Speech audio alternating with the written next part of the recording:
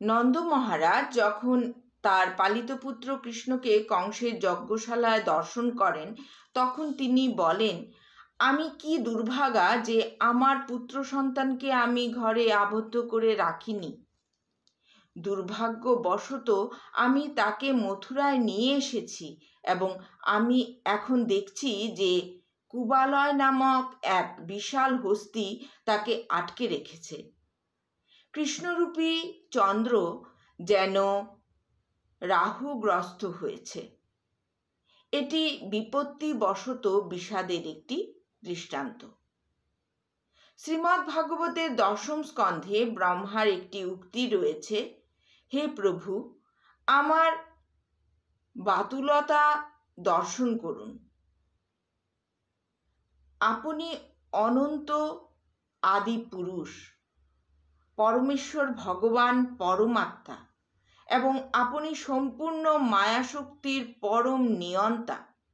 অথচ আমার দৃষ্টতা দেখুন, আমার তুচ্ছ শক্তির গর্বে গর্বিত হয়ে আমি আপনাকে অতিক্রম করার চেষ্টা করেছিলাম। আগুন থেকে বেরিয়ে আসা একটি ছোট্ট স্ফুলিঙ্গ যেমন আগুনের কোনো ক্ষতি করতে পারে না, তেমনি আমার অতি নগণ্য মোহিনী শক্তি আপনার দৈবী মায়াকে প্রতিহত করতে পারে না। তাই আমি নিজেকে এখন সব চাইতে তুচ্ছ এবং নিরর্থক বলে মনে করছি। ব্রহ্মার এই উক্তি অপরাধজনিত শোকের একটি দৃষ্টান্ত। দৈন্য, দুঃখ, ত্রাস, অপরাধ আদির ফলে যে দুর্বলতা, তাকে বলা হয় দৈন্য। এই অবস্থায় চাটুকারিতা, হৃদয়ের সংকীর্ণতা, চিত্তের মলিনতা, চিন্তা এবং জড়তা আদি দেখা দেয়।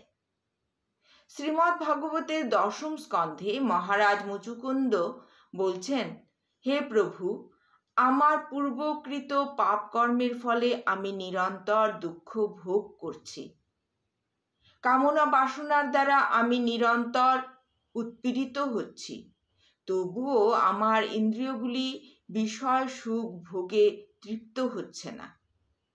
কিন্তু তবুও আপনার কৃপার প্রভাবে আমি এখন শান্ত হয়েছি, কেননা আমি এখন আপনার শ্রীপাদপদ্মের আশ্রয় গ্রহণ করেছি, যা শোক, ভয় এবং মৃত্যু থেকে মুক্ত করে।